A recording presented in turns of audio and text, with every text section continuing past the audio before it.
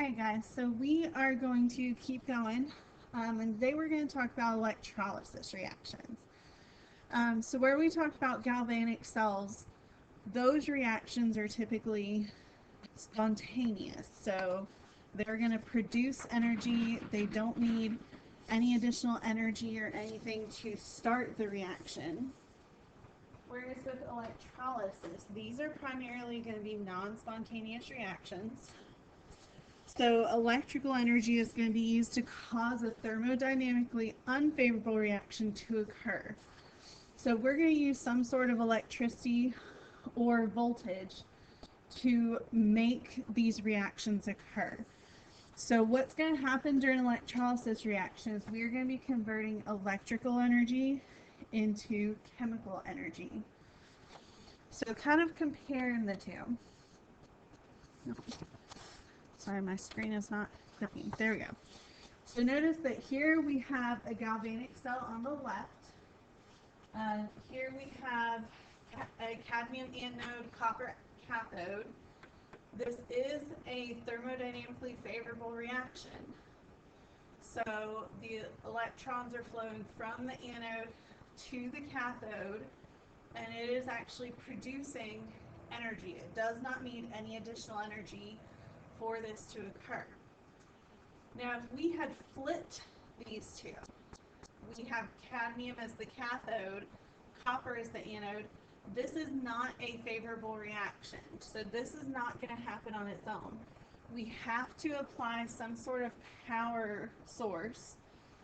In this case, we have a power supply plugged into electricity, and that power source is what is going to allow these reactions to occur. Sometimes you'll see electrolysis reactions in two different containers like we have here. Sometimes they will be shown in one container as well. So there are two different types of electrolytic cells we come across. Our first type has molten substances, so things that are melted into liquid. And then our other instances we're going to come across are aqueous solutions that are dissolved in water. So there we are going to deal with the production of ions, and we're still going to be doing redox reactions of looking at the electrons lost versus the electrons gained, similar to what we've done with galvanic cells and in past units. So let's first look at what happens if we have a molten ionic substance.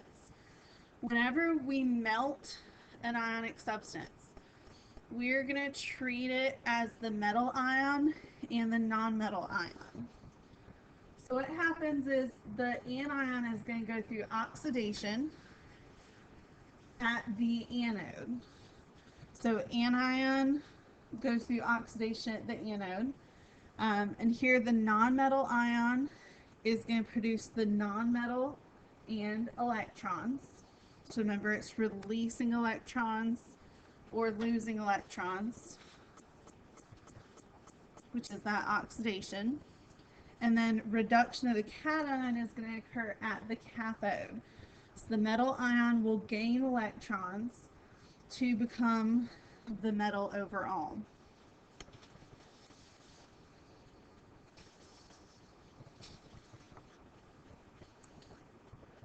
So this we tend to see a lot of times in one of those one container electrolysis reactions. Here we have melted salt, so melted sodium chloride.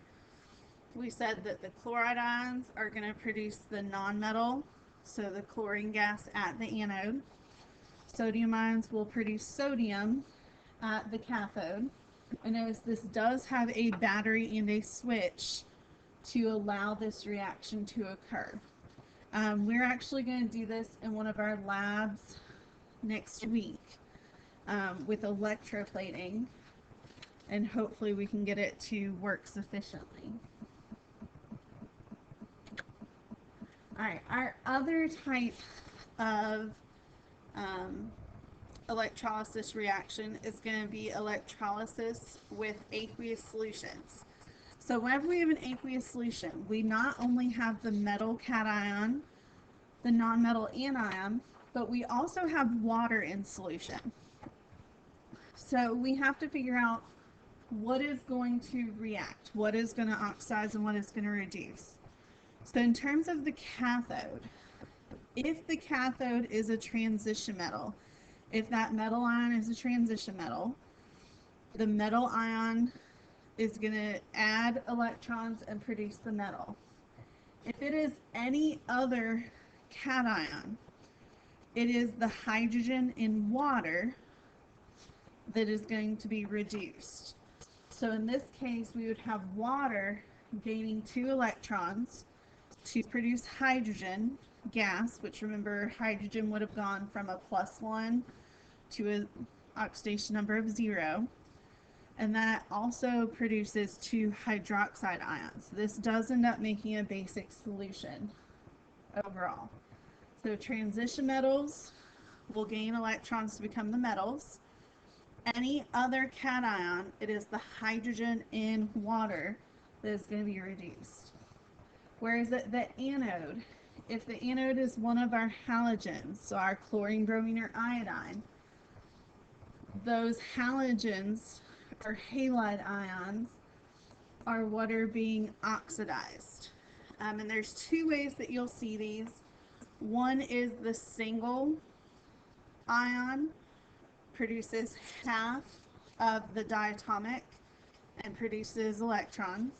I'll more commonly write it as the second one, where we have 2 of our halide ions producing our diatomic element and 2 electrons.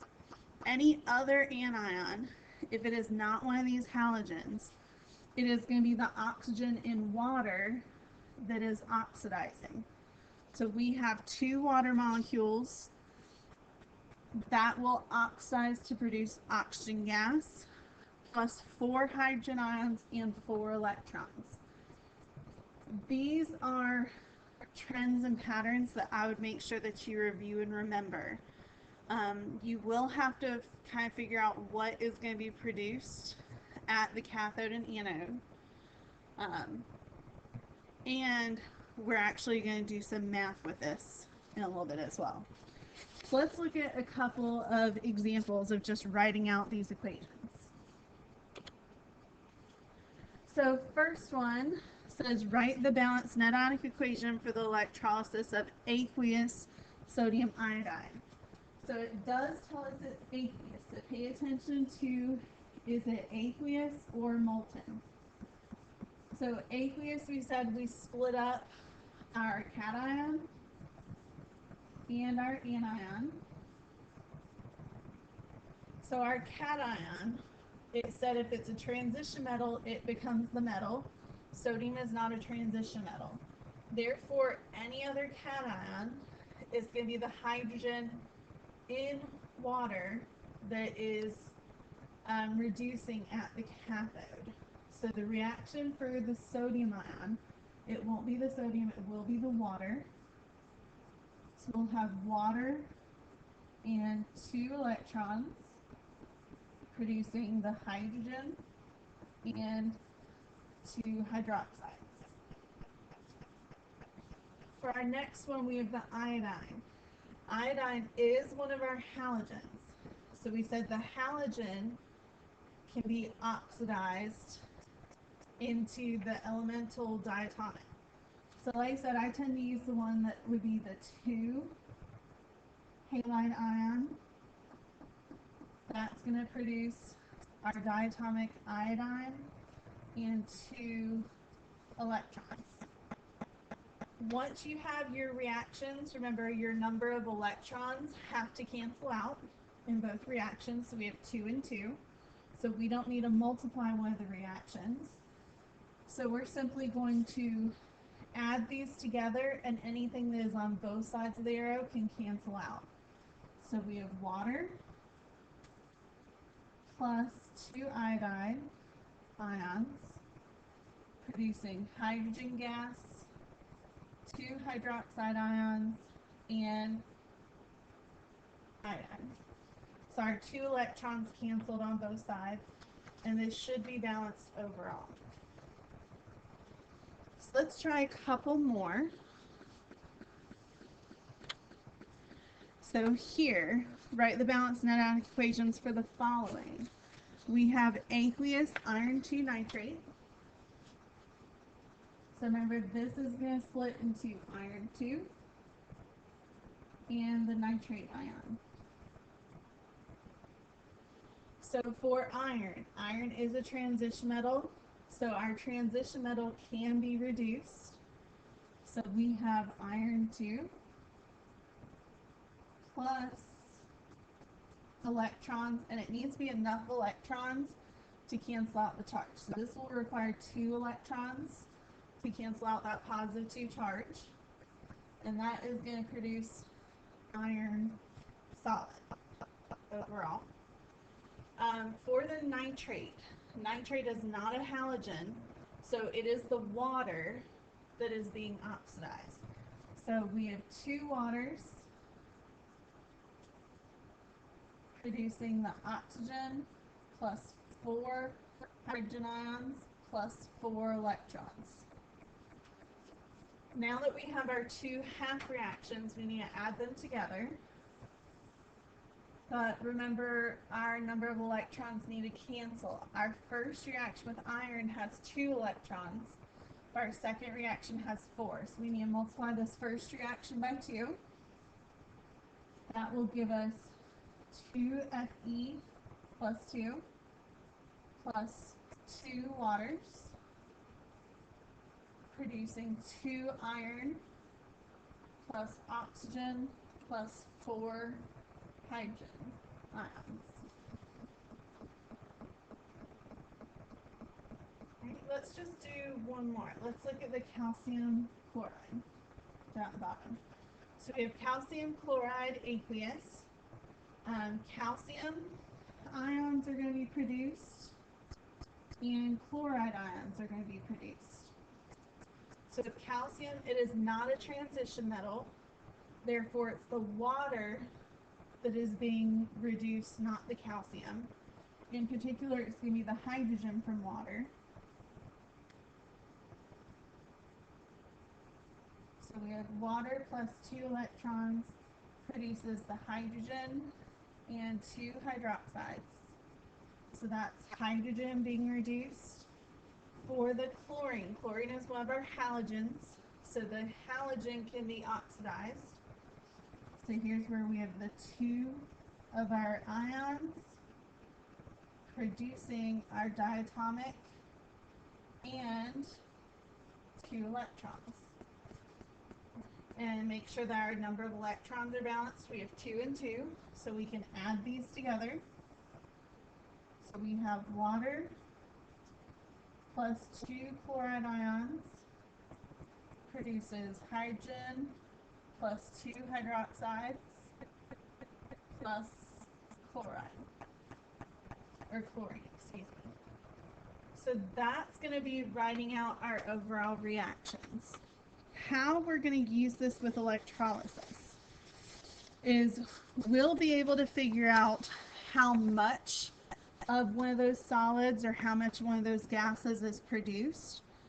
We can also look at the different current that is needed to force these electrolysis reactions to happen, or how long we need to let these electrolysis reactions run. So we're going to do some quantitative electrolysis.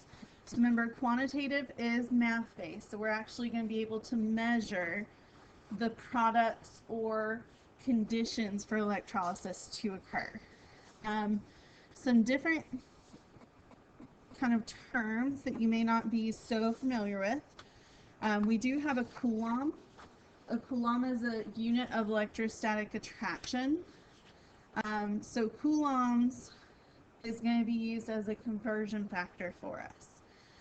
We can also look at voltage.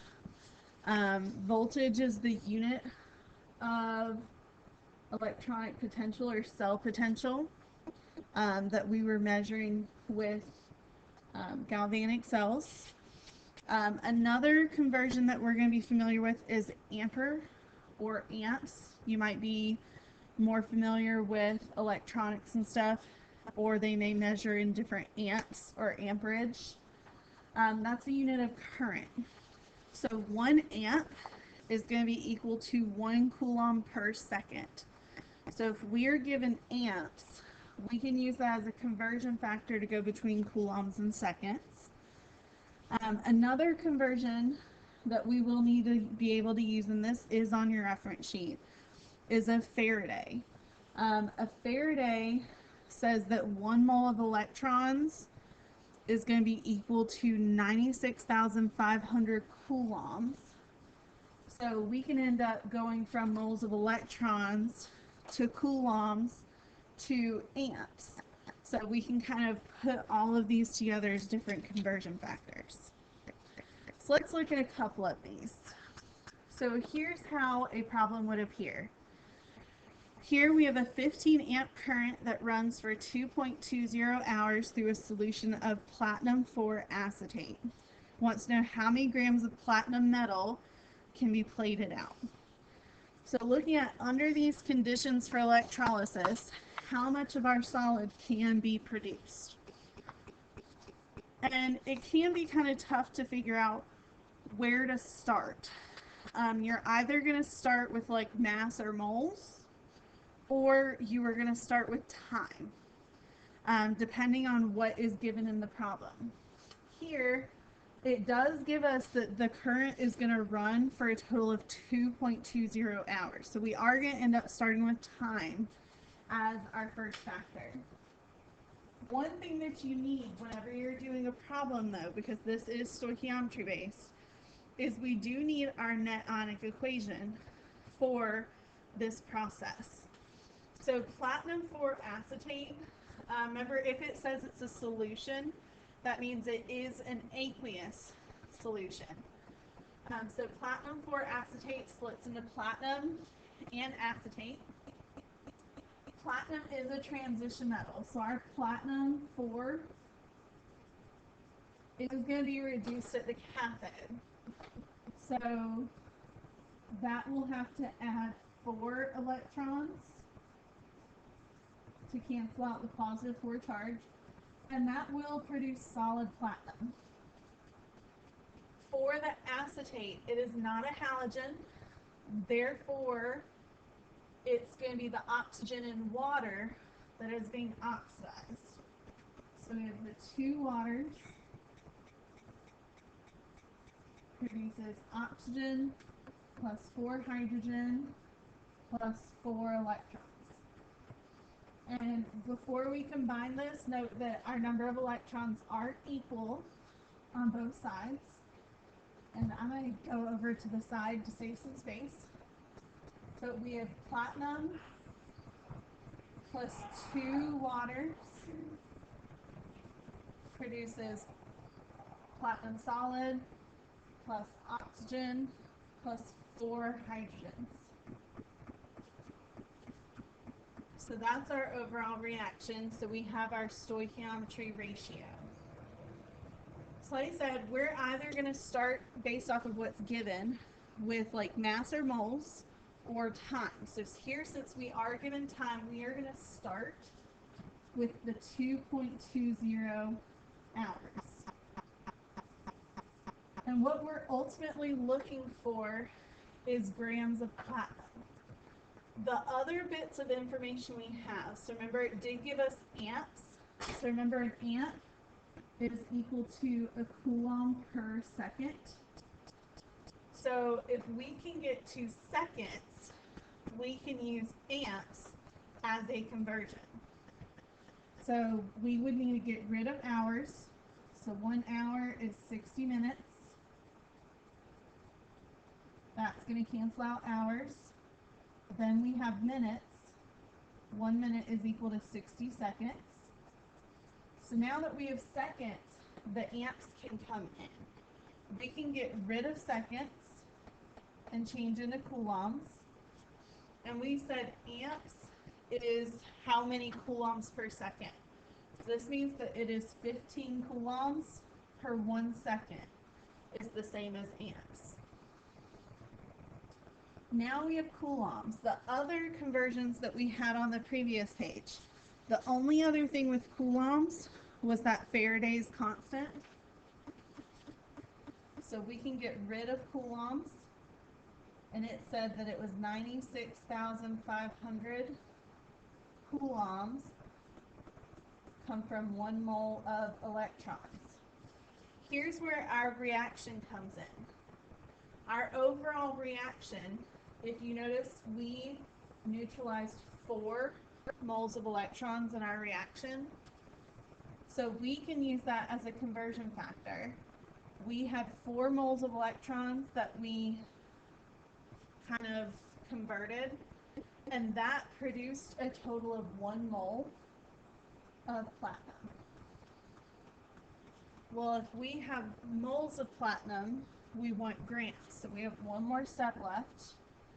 Mole of platinum is 195.08 grams.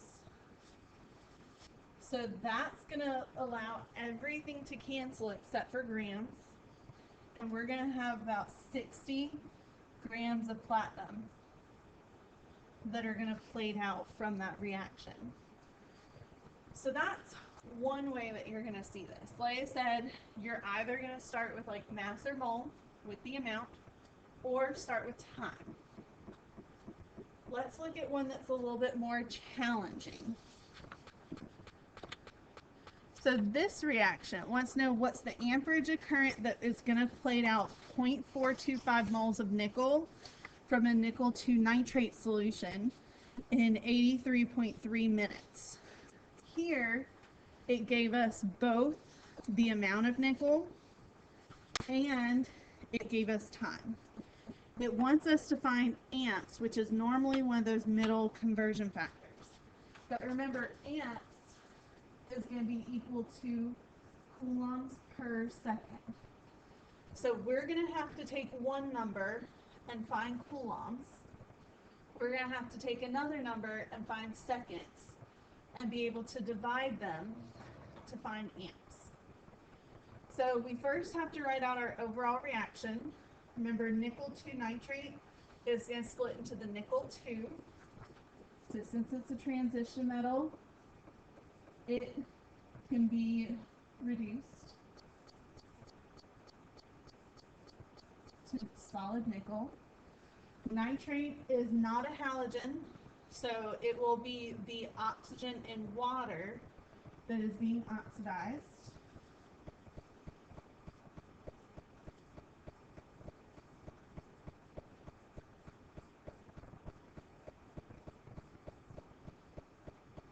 All right, when we combine these, remember our number of moles of electrons have to equal.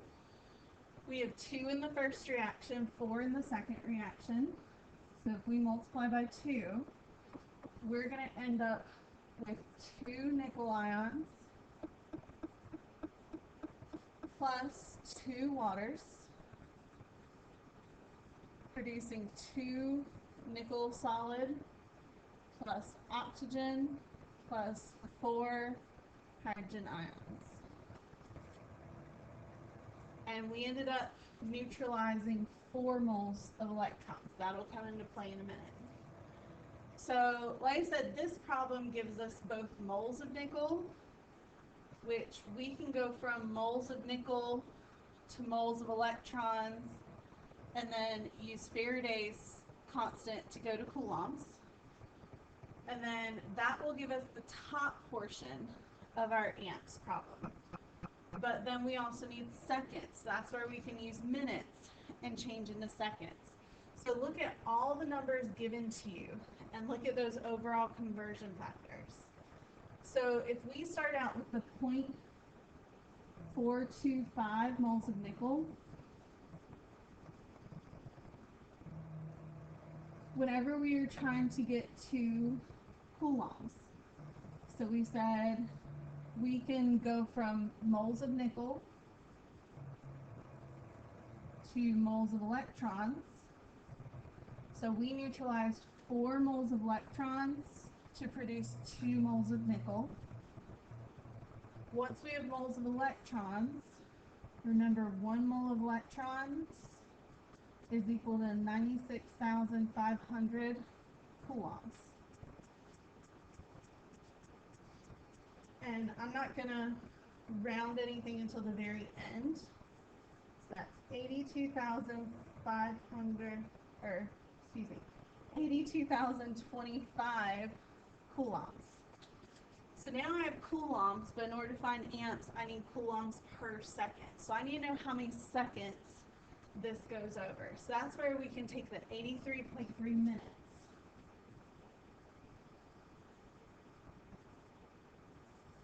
and change into seconds. So I'm multiplying by 60. And we get that this takes place over 4,998 seconds. So in order to find amps, it is coulombs, the 82,025, over seconds, the 4,998. And whenever we divide those, we get that that is about 16.4 amps. So it's all about figuring out what you're looking for. It may be that you're finding amps, maybe that you're finding the amount plated, or the time. But I would always suggest looking at what's given, and if you have time, starting with that for one factor, or if you have like moles or grams, starting with that as well. There is such a thing as an overvoltage. So a lot of times more charge is required to cause electrolysis than predicted mathematically. This goes a little bit more into physics, but some of the energy does get absorbed by the wire. It can get lost. The machines may not be calibrated in producing the exact amount of amps that you think it is. So a lot of times we will crank it up a little bit more and apply a higher voltage. This is based on kinetics and equilibrium. So there might be buildup on the electrodes. If the solution or ion solution has been used, or as the reaction is proceeding, it reduces the amount of ions in solution. So that can cause us to need more energy to produce more solid. And there are other factors that come into play. We are going to treat this as if whenever we're doing the mathematic issues, we are going to treat this as if it's normal conditions. Our electrodes are perfect, looking at that mathematically. But these are some things that can come up as errors whenever we are going through electrolysis. Please take some time, review this. In our textbook problems, the practice problems, there are problems for this, figuring out what reaction is occurring at the anode and cathode. These are different things that you will need to be able to identify and label.